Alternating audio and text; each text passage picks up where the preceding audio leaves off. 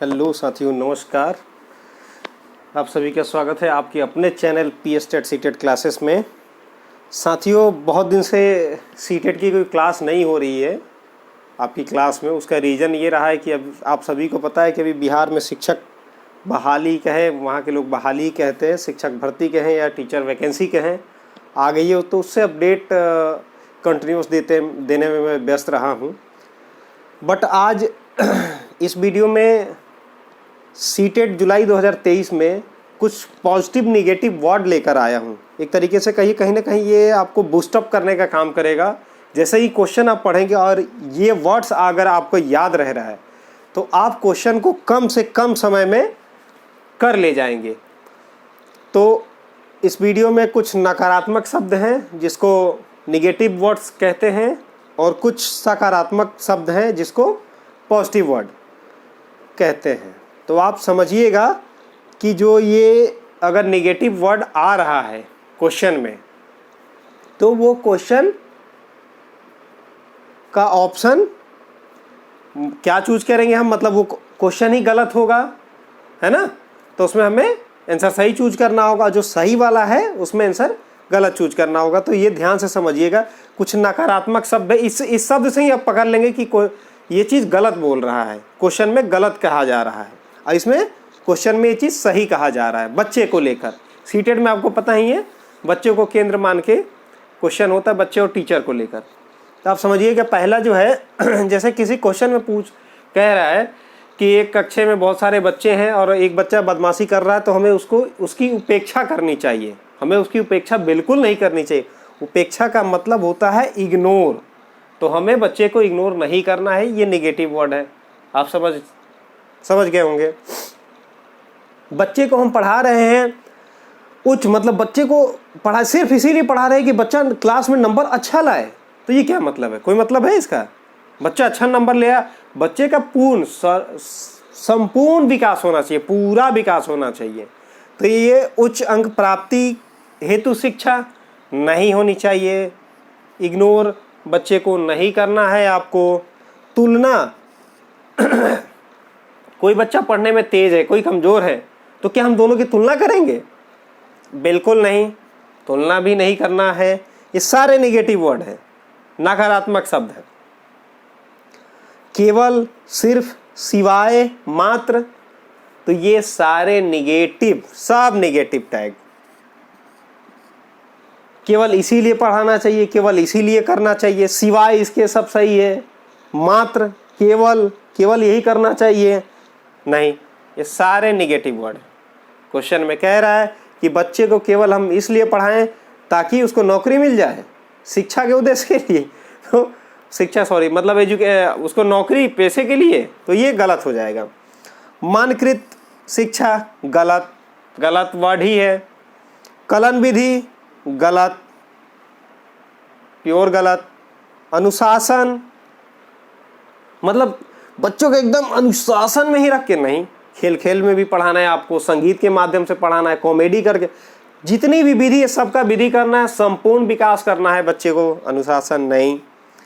नियंत्रण, वही शब्द आ गया, नियंत्रण और सीमित कर देना है कि बच्चे सिर्फ कक्षा में ही पढ़ेंगे, कक्षा के बाहर नहीं पढ़ सकते, नहीं समझ सकते, बिल्कुल नहीं। नियंत्रण, एकदम आप नियंत्रण में रखोगे बच्चे को कि अभी हम 1 घंटे पढ़ा रहे हैं तो कोई उठ के जा नहीं सकता, एकदम 1 घंटा पढ़ना ही पढ़ना है, नहीं, बिल्कुल नहीं। आप बच्चे को बांध नहीं सकते, बच्चे को खुला छोड़ना है आपको। खाली स्लेट, कोरी पट्टियां, बिल्कुल गलत। जैसे कहा ये जा रहा है कि बच्चे खाली स्लेट लेके पैदा होते, नहीं, गलत है। बच्चा जब पैदा होता है वो ज्ञान लेकर पैदा होता है, उसके अंदर उस समय बुद्धि होती है, कैपेसिटी होती है, उसके संज्ञान में चीज़ें ऑब्जॉर्व होती है, बच्चा सोच सकता है, समझ सकता है एक अल्प आयु में, छोटी सी आयु में, तो ये गलत है। गैर उदाहरण, मतलब कोई चीज़ बहुत अच्छा बताया आपने, एग्जाम्पल ही नहीं दिया तो मज़ा नहीं आया। ये उदाहरण देना है आपको, एग्जाम्पल देना है। एग्जाम्पल देना पॉजिटिव चीज़ हो गया, गैर उदाहरण, बिना उदाहरण के समझाना बताना, निगेटिव। डांट लगाना, बच्चा बदमाशी कर रहा है, शैतानी कर रहा है क्लास में, तो आप डांटोगे उसे? बिल्कुल नहीं। मारना तो है ही नहीं, मारना तो लीगल, अब तो पहले के ज़माने में होता था, बट अब एकदम मारना भी नहीं, डांटना भी नहीं है आपको। अगर आप डांट रहे हैं तो इससे बच्चा निगेटिव पॉइंट में जाएगा, डिमोरलाइज हो जाएगा, जो चीज़ वो करना चाहता है वो करेगा नहीं। तो आप उसको प्यार से समझाओगे, बताओगे, तभी बच्चा स्वांगीण विकास करोगे।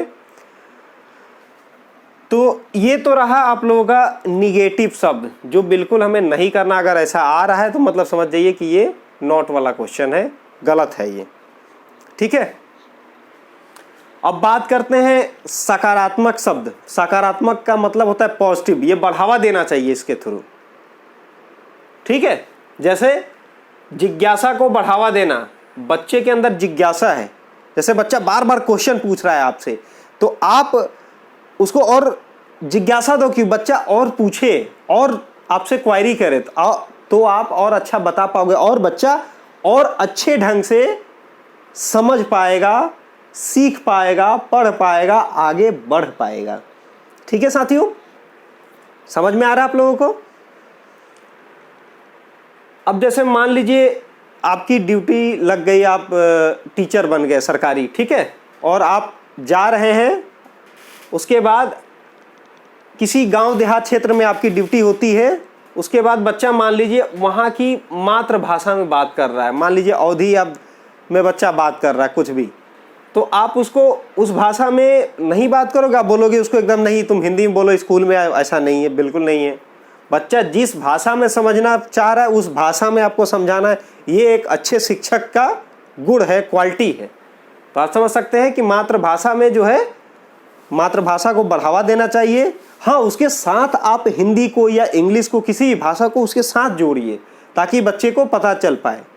जैसे मान लीजिए एग्जाम्पल के लिए देखिए, समझिएगा मातृभाषा को लेकर कि अगर कोई बच्चा गांव देहात से आ रहा है और गाय को वो गाय नहीं कह रहा है, गैया कह रहा है, आप कह रहे हो नहीं बेटा ये काऊ होता है, तो उसको आप बताइए कि नहीं, गाय को यहाँ पे गैया कहते हैं और गाय को गाय भी कहते हैं और गाय को काऊ भी कहते हैं।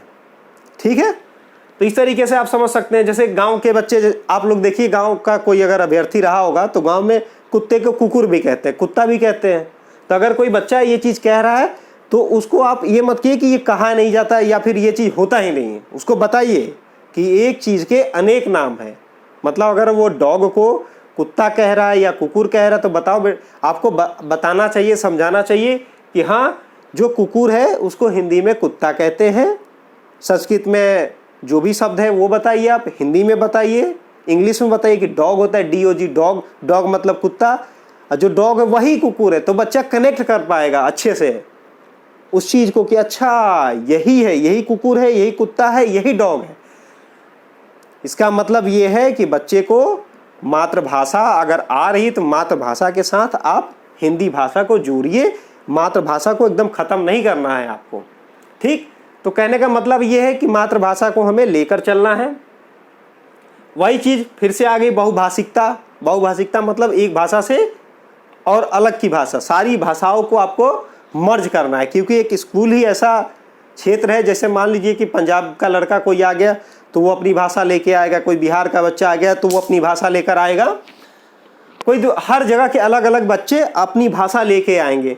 तो उन सभी भाषाओं को आपको खुद क्या करना है, सबको मर्ज करना और सबको समझाना है, सबको बताना है। सारी भाषाओं को आपको इम्पोर्टेंट देना, सारी भाषाओं का ख्याल रखना और सारी भाषाओं को मध्य में रखकर आपको पढ़ाना है, आपको समझाना है, आपको सिखाना है। ठीक है, जैसे अब ये समझिएगा, ये भी बहुत अच्छा, त्रुटियां, भ्रांतियां, गलतियां।